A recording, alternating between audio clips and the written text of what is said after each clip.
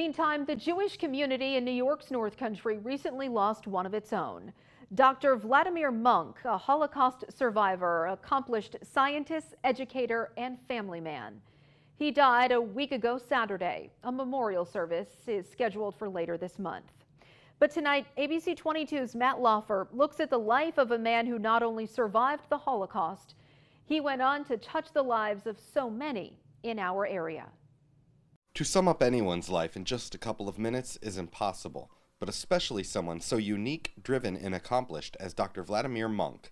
Born in then Czechoslovakia in 1925, his interest in science started at an early age. His father was a chemical engineer, so he had the interest in chemistry from his youth. But before Vladimir could follow in his father's footsteps, World War II changed everything. Locked in concentration camps, including Auschwitz, he fought to survive, and his entire family was killed. He, was the sole survivor of World War II and was basically no one else to depend on. He lost his parents and everybody around him. Munk lost his family, but found the love of his life, Kitty Lowy. She, took a heroic turn like all the Jews in the country and wound up being intern at the Terezín concentration camp. She was, I think, 14 or 15 when that happened. But fortunately for us, that's where she met our dads. He fell in love in the camp. He fell in love. And you know what love can do? Miracles. Miracles is right. Vladimir not only survived the unimaginable, but ended up marrying Kitty.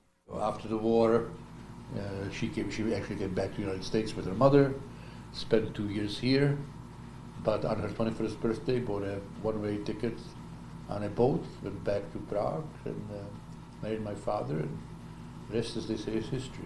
Armed with his new freedom and young bride, Vladimir went to school, became an accomplished scientist, and eventually moved to America. The catalyst was clearly our mother. She, of course, had familiarity with America. I don't think she had to, do a lot of convincing of my dad. He would move to the North Country. Plattsburgh State invited Vladimir to a faculty position.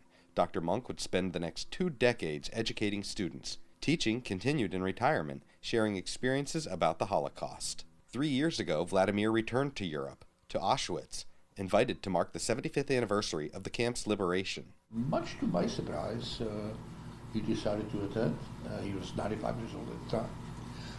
I confess I was not thrilled about that initially, both because of his physical condition, and I was worried about the emotional impact it would have on him. But in hindsight, it was terrific that he got the closure that he was looking for. That visit, showcased in a powerful documentary, Return to Auschwitz, The Survival of Vladimir Munk. We asked his children how they'd like their father to be remembered. I'd like to think that he will be remembered not just for a Holocaust movie and, Holocaust survivor, but that people will appreciate the whole span of his life, the terrific science that he did, the terrific teaching that he did here locally with the students, as well as the third chapter, the Holocaust education after his retirement. Right? So look at the whole picture and appreciate the impact he has made on the world. Dr. Vladimir Munk passed away peacefully at his home in Plattsburgh. He was 98 years old. Reporting in Plattsburgh, Matt Laufer, ABC 22 News.